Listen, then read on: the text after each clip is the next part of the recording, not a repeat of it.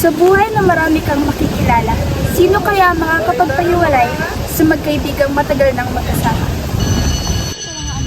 Dali na siya, hanggang walang daw yung pasahan. Bakit di ba?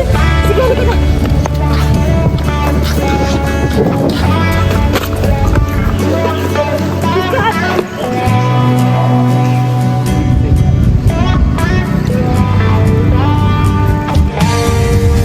Aba, nalilig na tayo, halika na. Wait, dyan yung kanina. Hindi, nalilig ka yung ano.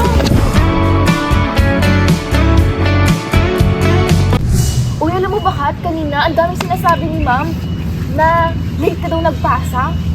Kat, okay ka lang ba? Kanina ka pa hindi umiinit dyan. Kat! Ang daldal kasi, pwede ba mamaya? Mamaya muna. May iniisip lang ako. Uy! Hi! Naiwan ko kanina nung nagpapanggaan tayo. Ayaw nga pala. Salamat ha. Ano nga pala?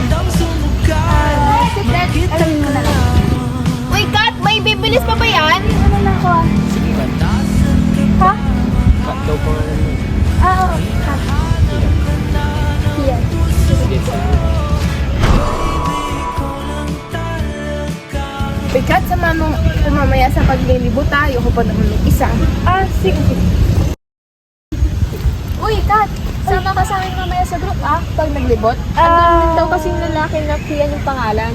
Palagi mo rin kasama si Shanta yun. Aba, bakit may problema ka doon?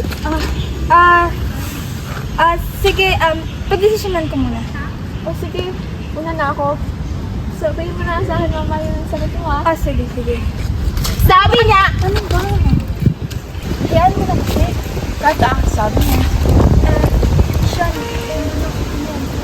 Ano naman kung nandun si Kian? Ipagpapalit mo ako dahil sa lalaking yun? ngayon lang naman, tsaka gusto ko rin makisama ka lang, Lindsay. Ano ngayon lang? Alam mo naman na yung petang yun, the whole quarter na yun. So, sino magiging ka-group ko? Uy, alam mo naman na hindi ako madikit sa iba, di ba? Alam mo, ang selfish mo rin, no? Minsan lang naman ako humingi sa'yo, minsan lang ako humiwalay para may makasama ako, Sean. Kahit ngayon lang. Kung gusto mo makipaghalubilo, di maghiwalay muna tayo para makakalala ka ng bago. Hindi yung lagi ka nakadikit sa akin. Alam mo, tama sila. Lagi na lang ako nasa'yo. Lagi mo na lang ako gustong nakadikit sa'yo. Paano naman yung gusto ko? Kung yan yung gusto mo. Okay. Sean,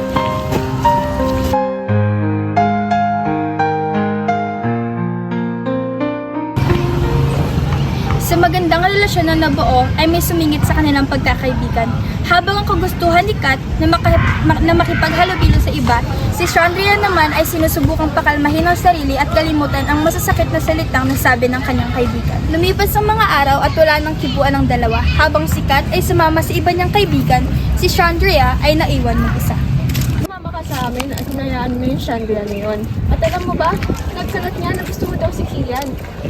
Ha? Hindi naman ganun si Sean, tsaka wala akong gusto kay Kian. Uy, Kat! Si Kian! Diba kailangan mo naman? Oo. Sige, pakilala mo ako sa kanya para maging Inilikha, sige. kakaibang tama. So, Kian, si Kian. Kaibigan ko.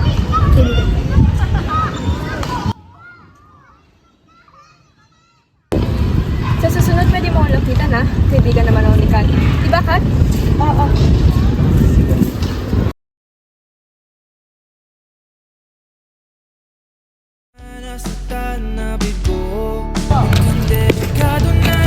Sinabi niya sa akin na ano lang. Ginawa niya yun. Tapos, di ko lang bakit talaga, promise. Kian, sino yan? Kaibigan mo? Oy, Ashley. Oo, kaibigan ko. Kat. Si Ash, si Kat. Kaibigan ko nga pala. Hi! Tara na, Kian. Sabihin na natin kayo sa'yo tayo magpa-participate. Ano sa'yo yung sa beta ba? Oo. Akala ko ba kung kukunin mong partner dun? Nagsinungaling ka ba sa akin? Joke lang naman yun Joke! Graded yun! Tsaka mahirap makakuha ng partner, Kian! Tara na, Kian. Sinasayang mo lang yung oras mo. Kasi hanap na natin. Pero di ang mahal. So, ganun na lang yun. O kumuha ka pala ng bago mong partner. Joke lang naman yun eh. Nilalaro ko lang naman si Kat. Katapos kanina magkasama kayo, kala ko ba magkikita tayo mamaya? Huwag ka na magalit. Ikaw lang naman yung gusto ko eh. Hindi siya.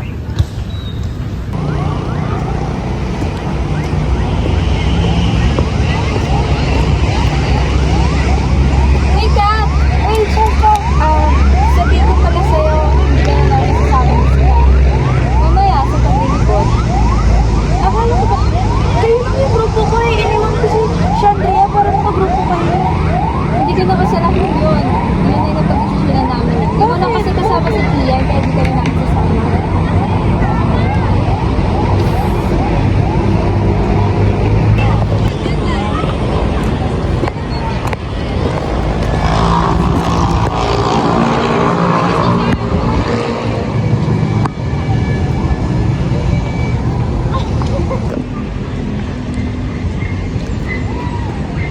Shan, Ano problema?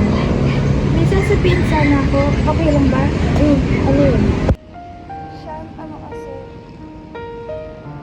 Niloko ako ni Kian, tapos iniwan na rin ako ni Si tsaka ni Cheska. Shan, sorry. Sorry talaga. Hindi na kita iiwan ulit. Pagbati na tayo, please. Okay lang naman talaga yun. Kung wala niya sila Cheska, si, tsaka Kian, lagi mong tandaan na nandito ako palagi para sa'yo. Hindi ka galit? We're friends. Ba't naman ako magagalit?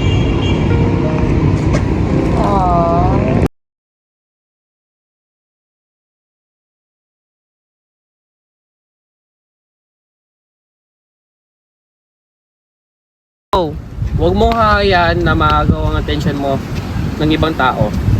At huwag isusugal ang pagkakaibigan para sa taong gusto mo. Ang tunay na kaibigan ay nagpapaturo at hindi makasarili. Laging niisipin ang sitwasyon ng kaibigan at hindi na lang iiwan ng basta-basta dahil lang siya ay nahihirapan o may problema. Huwag gamitin ang kaibigan para lang sa mga gusto mong mangyari.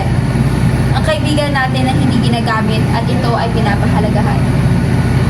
Ang tunay na kaibigan ay mapagkumbaba. Kahit gaano man kaliit ang nagawa mong kasalanan, kung alam mong nakasakit ka, ay dapat kang humingi ng kapatawaran. Marami man ang dumating na tao sa buhay mo, huwag mong kakalimutan ang tao na nakasama mo mula una at handa kang samahan sa kahit anong pamang oras. Piliin mo ang kaibigan kaysa sa mga gusto mo na tao na hindi mo pa naman kilala. Isama mo siya sa bawat hakbang mo at huwag mong iiwanan mag-isa. Piliin mo ang dapat mong samahan at tiyakin mo na maganda ang intensyon nila sa'yo.